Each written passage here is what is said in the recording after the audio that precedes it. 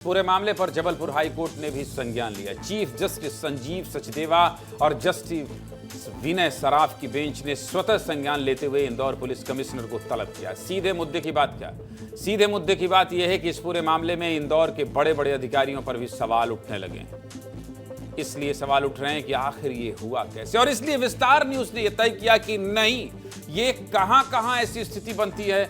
हम अपने सहयोगियों के साथ पूरे मध्य प्रदेश की पड़ताल करेंगे और मेरे तमाम सहयोगी इस वक्त मेरे साथ जुड़ गए हैं। कौन कौन जुड़ गया जरा दिखाइए। विवेक तिवारी आपको रीवा से दिखाई दे रहे हैं, इंदौर से, जहां ये घटना हुई और सबसे पहले जिस शख्स ने ये तस्वीर विस्तार न्यूज के माध्यम से दर्शकों को दिखाई, पुनीत विजयवर्गीय मेरे सहयोगी दिखाई दे रहे हैं, इस खबर पर लगातार नजर बनाए हुए थे।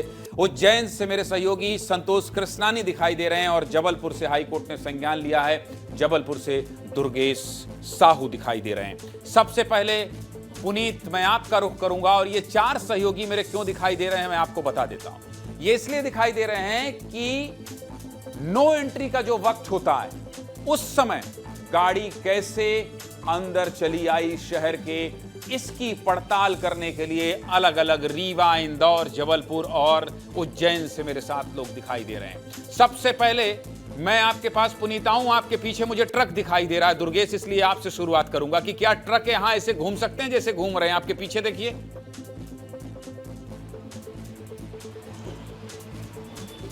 बिल्कुल ज्ञानेंद्र जी, देखिए इस वक्त मैं खड़ा हुआ हूं जबलपुर के एंट्री पॉइंट पर, यहाँ पर जहाँ भोपाल, कटनी और नागपुर से आने वाले जो तमाम वाहन हैं वो यहाँ से क्रॉस होते हैं।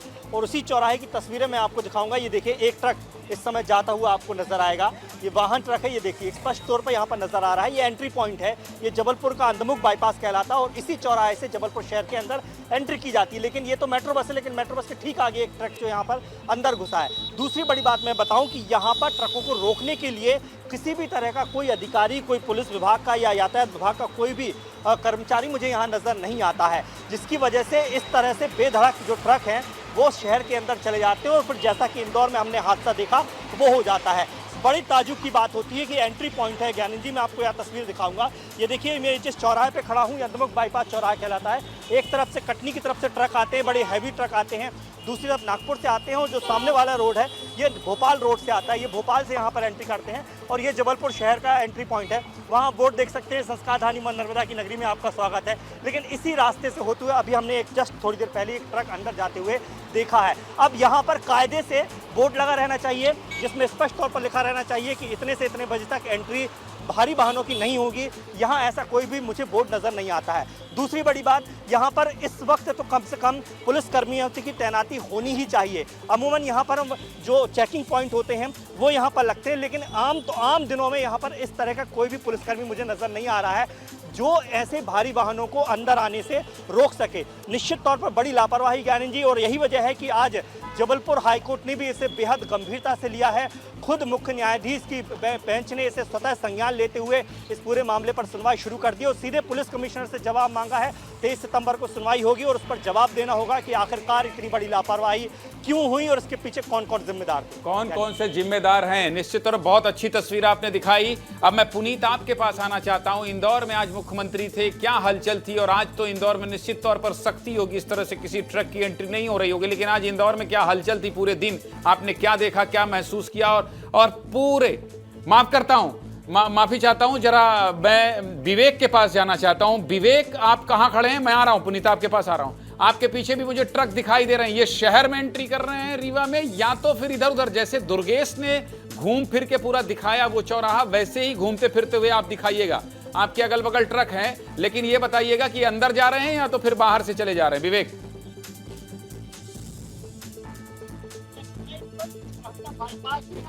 यही सिर्फ वो जगह है कहाँ से जो ट्रक है वो ट्रक है ये बाईपास के रास्ते निकल रहे, लेकिन दूसरे छोर से, जहां से दूसरी बाईपास के छोर से निकलकर शहर होते हुए यही ट्रक बाहर निकल रहे। अब आपको दिख रहा होगा कि मैं आपको दिखा रहा हूँ कि ये ट्रक जो बाईपास के रास्ते, इसको उधर जाना चाहिए था, लेकिन ये शहर के रास्ते जा रहा और ये साफ तौर पर दिख रहा। यहाँ पर कोई भी प्रशासन या पुलिस का कोई भी जवान नहीं खड़ा है, ना ही कोई निर्देश दिए जा रहे हैं और मनचाहे ढंग से यहाँ से ये ट्रक आप देख रहे हैं कि मनचाहे ढंग से शहर जाते हैं। और न केवल इस छोर से बल्कि दूसरे बाईपास के छोर से भी ये शहर होते हुए निकलते हैं। और जब ये घटनाएं होती हैं तब प्रशासन बहुत सचेत हो जाता है और इसी चौराहे पर हमने कई बार देखा है कि पुलिस के जवान तैनात किए जाते हैं, लेकिन कब तक, 2-4 दिन तक, उसके बाद इसी तरह ढील रवैया देखने को मिलता है।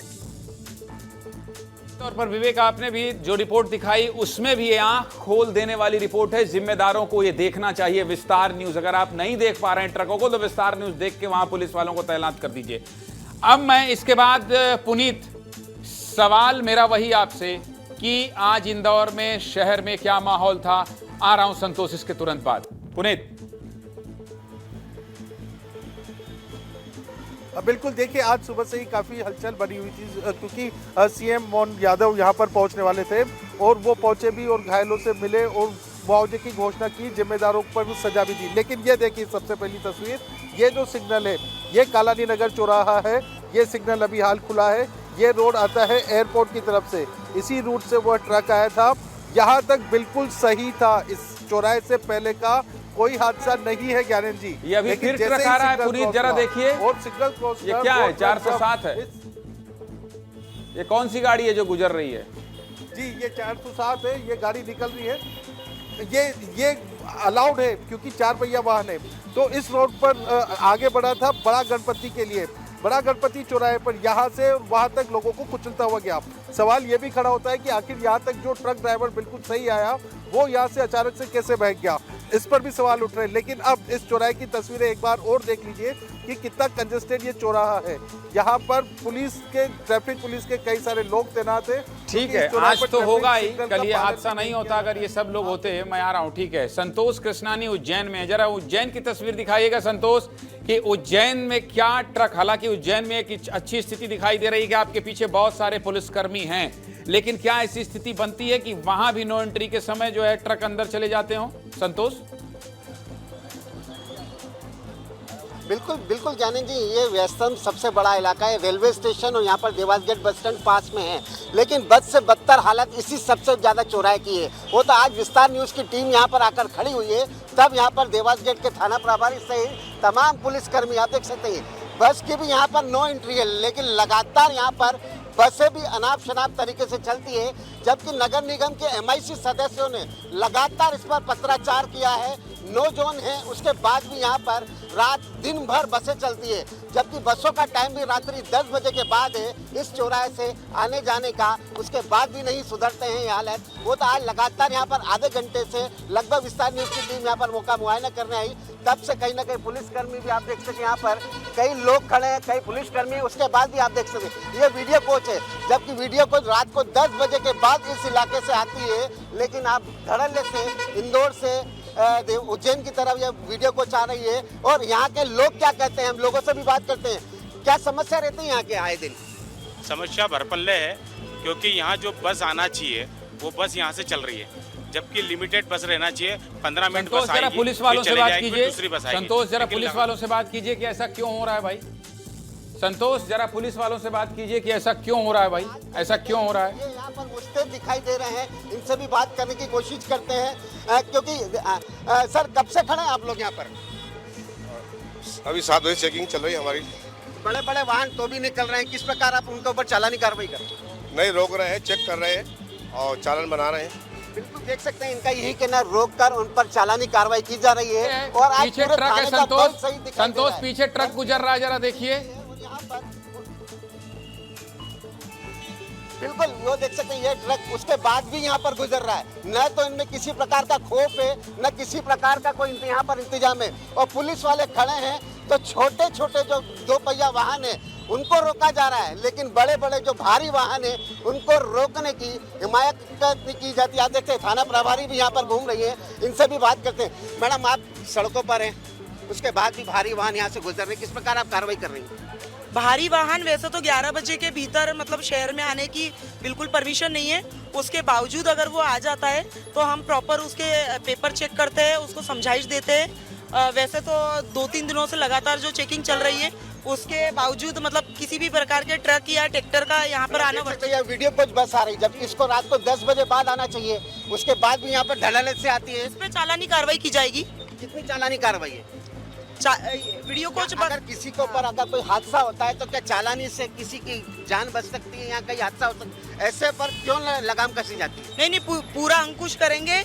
ये वीडियो कोचेस बसेस का भी ये टाइमिंग ही नहीं है, जबकि 10 बजे के बाद का ही इनका टाइम है। पर चूंकि थाना प्रभारी खुद कबूल रही कि इनका आने का टाइम 10 बजे, उसके बाद भी यहाँ पर धड़ल्ले से ये जो स्लीपर बस है यहाँ पर धड़ल्ले से आती है, धड़ल्ले से सवारियाँ बिठाती है और पूरा ये व्यस्तम इलाका है। जबकि ये मुख्य मार्ग है, आपको ये दिखाना चाहिए जो महाकाल द्वार है, यहीं से महाकाल के श्रद्धालु जाते हैं। उसके बाद यहाँ पर कहीं ना कहीं अनियमितताओं का आलम है और इंदौर में जिस प्रकार दर्दनाक हादसा हुआ है, उसके बाद तो उज्जैन प्रशासन या पूरे मध्य प्रदेश प्रशासन को सबक अवश्य लेना चाहिए। जी ठीक है। चारों सहयोगी मेरे जो रिपोर्ट दिखा रहे हैं, कुछ नहीं करना है, बस पीएचक्यू में बैठे पुलिस अधिकारियों को ये देख लेना है। ये कुछ भी नहीं करना है आपको। मैंने जस का तस बिना एडिटिंग के ये ग्राउंड रिपोर्ट दिखा दी। अब इस ग्राउंड रिपोर्ट के बाद भी अगर आंखें ना खुलें तो फिर बंदी कर लेना चाहिए। इसलिए इन सभी सहयोगियों का बहुत धन्यवाद, विवेक तिवारी का, पुनीत का, संतोष कृष्णानी का और दुर्गेश साहू। सड़क पर हम सब चलते हैं, इसलिए ये जरूरी है कि इस सड़क में चलने वाले लोग कितने सुरक्षित हैं, कितने महफूज हैं, ये दिखाना बहुत जरूरी है। अब मैं आपको सीधे लेकर चलता हूं उज्जैन। उज्जैन क्यों लेकर चलता हूं? क्योंकि अभी कुछ देर पहले खबर दिखाया था और अब देखिए तस्वीर। आप वॉल पर डालिए जरा, ये तस्वीर देखिए आप। अब ये कार्रवाई। संतोष, क्या अपडेट है जरा बताइए।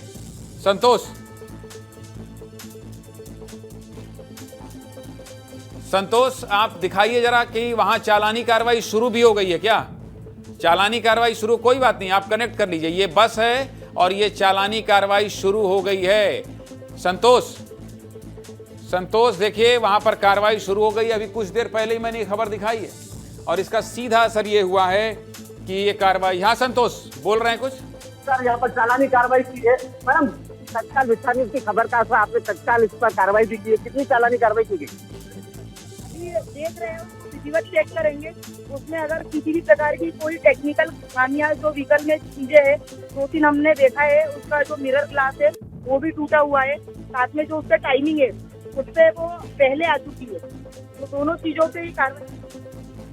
तो आपने देख लिया ना कि किस तरह से कार्रवाई होती है विस्तार न्यूज की खबर के असर के रूप में।